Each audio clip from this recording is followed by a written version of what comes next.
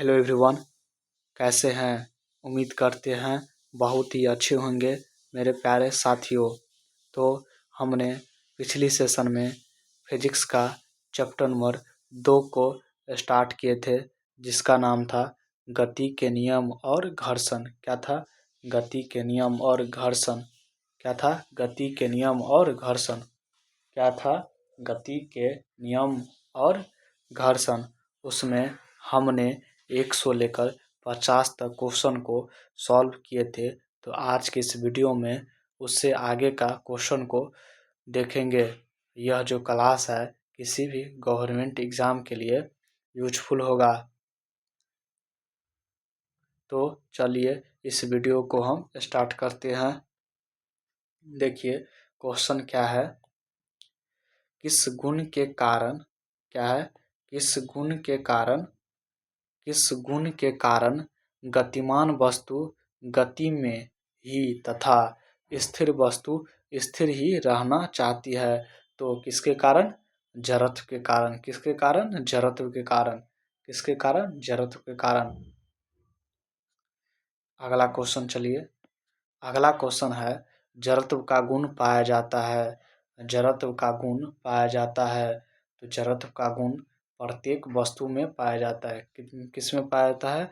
प्रत्येक वस्तु में पाया जाता है। किस में पाया जाता है? प्रत्येक वस्तु में पाया जाता है। चलिए अगला क्वेश्चन।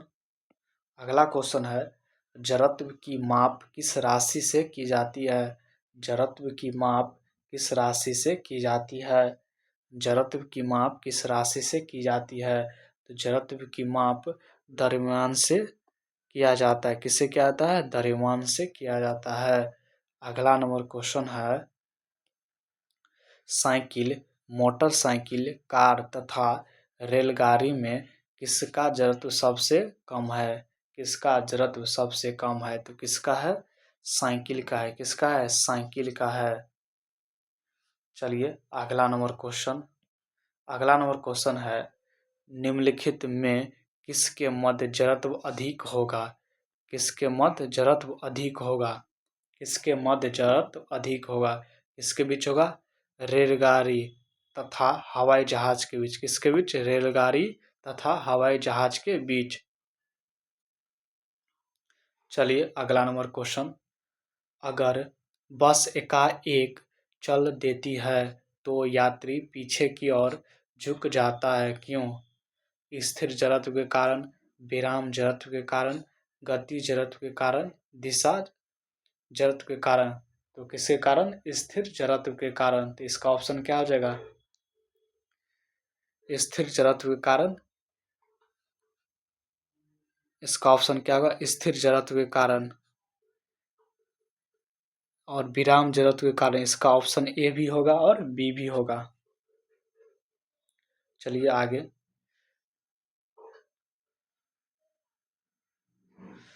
क्या है अगला क्वेश्चन?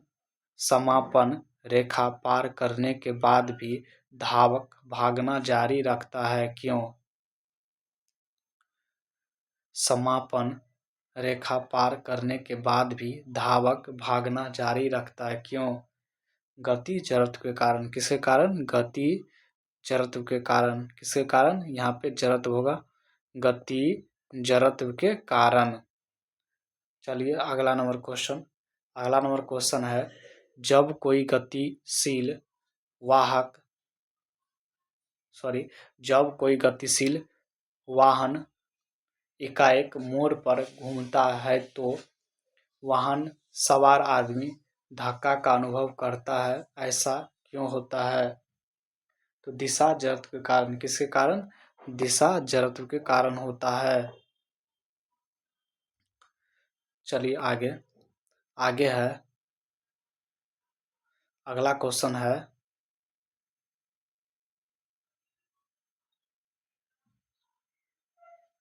असौ यदि एकाएक चलना प्रारंभ कर दे तो अश्वारोही के गिरने की आशंका का कारण है। असौ यदि एकाएक चलना प्रारंभ कर दे तो अश्वारोही के गिरने की आशंका का कारण है। तो क्या कारण है? विराम का जड़त्व। किसके कारण? विराम का जड़त्व। चलिए अगला नंबर क्वेश्चन है न्यूटन के किस गति नियम को जड़त्व का नियम भी कहते हैं? कौन नियम को कहते हैं? प्रथम नियम को कहते हैं। कौन नियम को? प्रथम नियम को कहते हैं। अगला नंबर क्वेश्चन, जड़त्व का नियम किसने दिया है? जड़त्व का नियम किसने दिया है? तो जड़त्व का नियम गैलीलियो ने दिया। किसने दिया? गैलीलियो ने दिया। चलिए अगला नंबर क्वेश्चन, भौतिकी के प्रसिद्ध गति नियम की चर्चा न्यूटन ने अपने किस पुस्तक में की? अपने किस पुस्तक में की? किसमें की? प्रिंसिपिया में की। किसमें की? प्रिंसिपिया में की।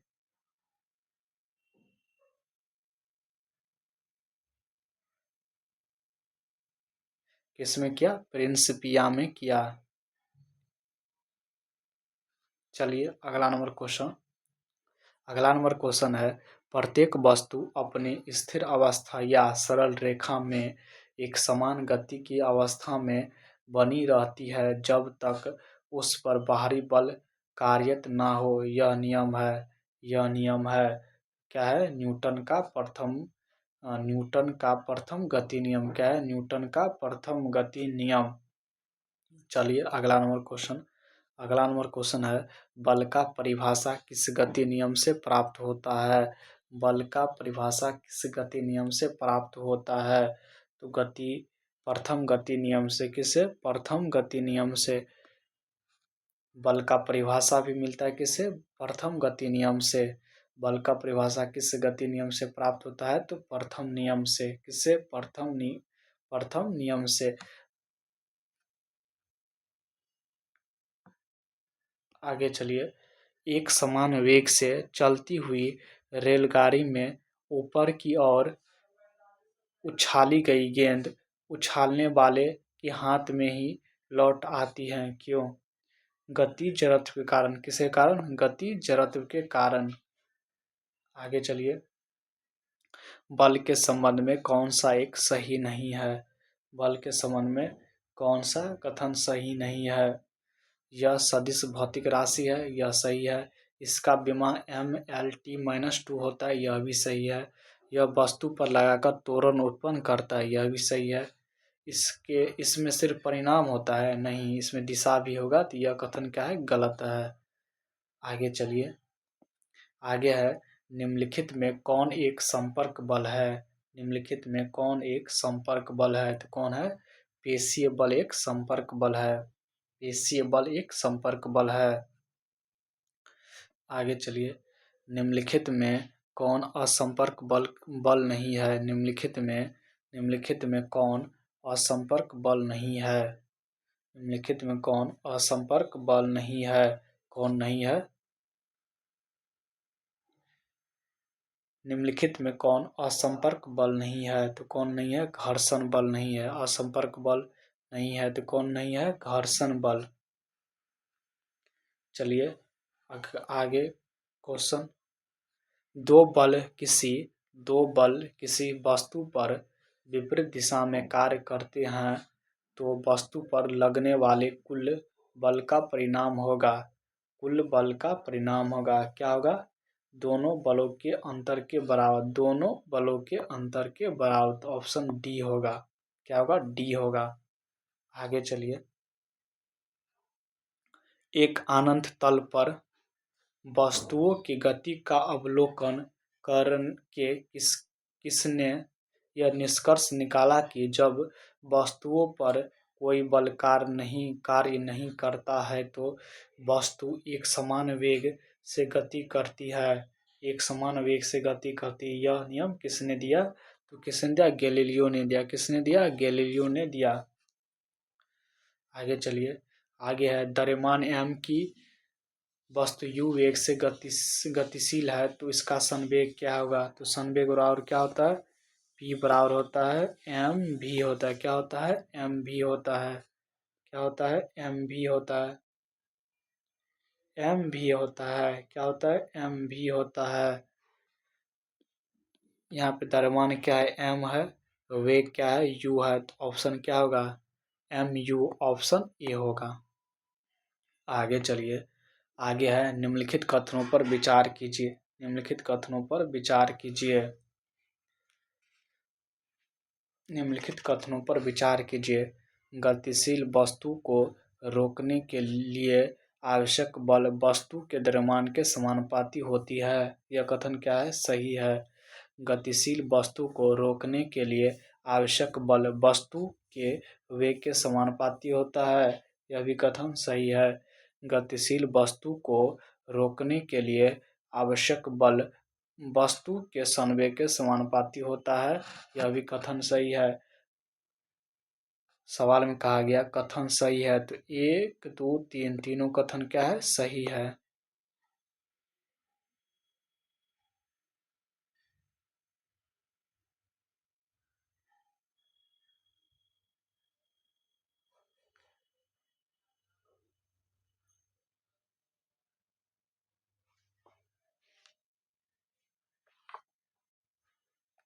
चलिए अगला नंबर क्वेश्चन।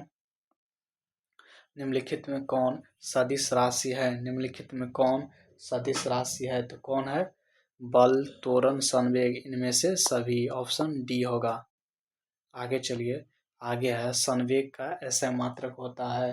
संवेग का ऐसा मात्रक क्या होता है, केजी मीटर प्रति सेकेंड। क्या होता है, केज मीटर प्रति सेकेंड, तो ऑप्शन क्या होगा, बी होगा। आगे चलिए, आगे है निम्नलिखित कथनों पर विचार कीजिए। वेग में परिवर्तन की दर को क्या कहते हैं, त्वरण कहते हैं। क्या कहते हैं, त्वरण कहते हैं। वेग में परिवर्तन की दर को क्या कहते हैं, त्वरण कहते हैं। यह कथन क्या है, सही है। संवेग में परिवर्तन की दर को क्या कहते हैं, बल कहते हैं। यह भी कथन क्या है, सही है। अगला है वेग या संवेग में परिवर्तन लाने हेतु बल का लगना अनिवार्य है। यह भी कथन क्या है, सही है। इसमें क्या हो जाएगा, ऑप्शन डी, उपयुक्त सभी। क्या होगा, उपयुक्त सभी होगा। आगे चलिए, आगे है बल का व्यंजक की प्राप्ति किस गति नियम से होती है। बल की प्राप्ति किस गति नियम से होती है, तो किससे होती है, द्वितीय नियम से। किससे होती है, द्वितीय नियम से। अगला क्वेश्चन चलिए, अगला क्वेश्चन है न्यूटन के द्वितीय गति नियम है। न्यूटन के द्वितीय गति नियम है, क्या है, एफ बराबर, क्या है, एफ बराबर एम ए है। क्या है, एफ बराबर एम ए है। ऑप्शन क्या होगा, ए होगा। आगे चलिए, आगे है फुटबॉल खेल में गोलकीपर फुटबॉल को गोल में पकड़ने के बाद अपने हाथ को पीछे खींचता है। ऐसा करने का प्रायोजन है, प्रायोजन है, तो क्या है, इसका ऑप्शन क्या हो जाएगा, बी हो जाएगा। फुटबॉल द्वारा हाथों पर लगाए गए बलों को कम करने के लिए, फुटबॉल द्वारा लगाए गए हाथ, फुटबॉल द्वारा हाथों पर लगाए गए बल को कम करने में। चलिए अगला नंबर क्वेश्चन, अगला नंबर क्वेश्चन है निम्नलिखित में किस परिघटना की व्याख्या न्यूटन के द्वितीय गति नियम की सहायता से नहीं किया जा सकता है।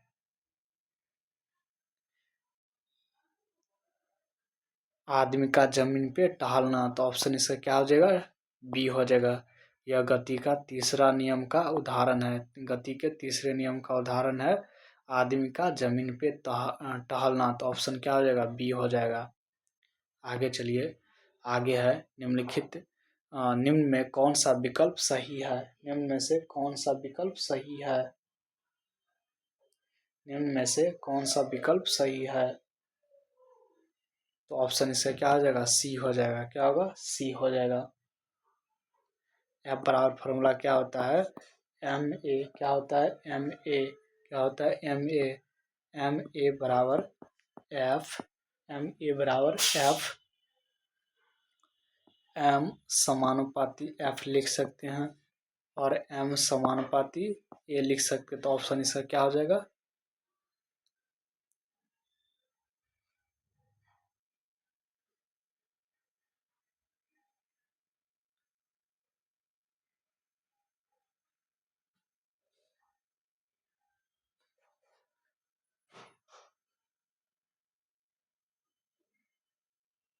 ऑप्शन इसका क्या हो जाएगा, सी हो जाएगा, ए समानुपाती एफ। यहाँ पे एफ होगा।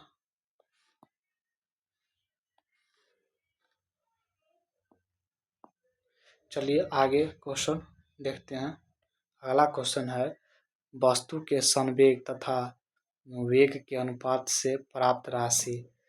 वस्तु के संवेग तथा वेग के अनुपात से प्राप्त राशि क्या होगा, द्रव्यमान होगा। क्या होगा, द्रव्यमान होगा। P बराबर क्या होता है फॉर्मूला, mv। और वेग के अनुपात, वेग क्या होता है, v होता है। v कैंसिल तो बचा क्या, m।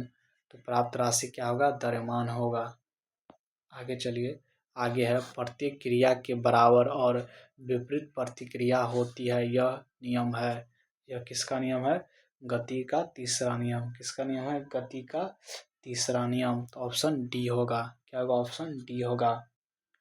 आगे चलिए, अगला क्वेश्चन है, गाड़ी खींचता हुआ घोड़ा किस बल के कारण आगे बढ़ता है। गाड़ी खींचता हुआ घोड़ा किस बल के कारण आगे बढ़ता है। किसके कारण, पृथ्वी द्वारा घोड़े के पैर पर आरोपित बल से। तो ऑप्शन क्या हो जाएगा, डी हो जाएगा। क्या होगा, डी होगा। आगे चलिए, आगे है, जल में तैरना न्यूटन के किस गति नियम के कारण संभव है। जल में तैरना न्यूटन के किस गति नियम के कारण संभव है। तो न्यूटन के तीसरे गति का नियम। ऑप्शन क्या होगा, सी होगा। आगे चलिए, जल में तैरना न्यूटन के किस गति नियम का उदाहरण है। तो तीसरा ऑप्शन क्या होगा, सी होगा। यह क्वेश्चन रिपीट हो गया है। आगे चलिए, अगला क्वेश्चन है, न्यूटन के गति के तीसरे नियम के अनुसार क्रिया तथा प्रतिक्रिया से संबंध बल है। क्या है, हमेशा भिन्न भिन्न वस्तु पर लगे होना चाहिए। तो ऑप्शन इसका क्या हो जाएगा, बी हो जाएगा। अगला नंबर क्वेश्चन, न्यूटन के तीसरे गति नियम के अनुसार क्रिया तथा प्रतिक्रिया का बल हमेशा भिन्न भिन्न वस्तु पर आरोपित होती है, सही है। परिणाम समान होता है, सही है। दिशा विपरीत होता है, ये भी सही है। तो ऑप्शन इसका क्या हो जाएगा, डी होगा। क्या होगा, डी होगा। आगे चलिए, निम्नलिखित में कौन सा कथन सही है। निम्नलिखित में कौन सा कथन सही है। ऑप्शन इसका क्या हो जाएगा, सी हो जाएगा। क्रिया प्रतिक्रिया बल हमेशा दो भिन्न वस्तु पर एक साथ लगते हैं। ऑप्शन इसका क्या होगा, सी होगा।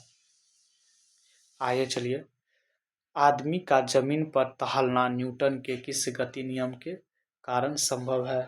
किसके कारण संभव है, न्यूटन का तीसरा नियम। किसके कारण, तीसरा नियम के कारण। अगला क्वेश्चन है, न्यूटन के तीसरे गति नियम में क्रिया प्रतिक्रिया बल के जोड़े की प्रकृति कैसी होती है। न्यूटन के तृतीय गति नियम में क्रिया प्रतिक्रिया बलों के जोड़े की प्रकृति कैसी होती है। कैसी होती है, संपर्क बल और असंपर्क बल। तो ऑप्शन क्या होगा, सी होगा। इसका क्या होगा, सी होगा। अगला क्वेश्चन, मनुष्य जब नाव से कूदता है तो नाव झटके से पीछे हटती है, क्यों। क्रिया बल के कारण। किसके कारण, क्रिया बल के कारण। तो आज के लिए इतना ही। अगली वीडियो में हम इससे आगे का क्वेश्चन को देखेंगे। तो आज के लिए इतना ही। जय हिंद।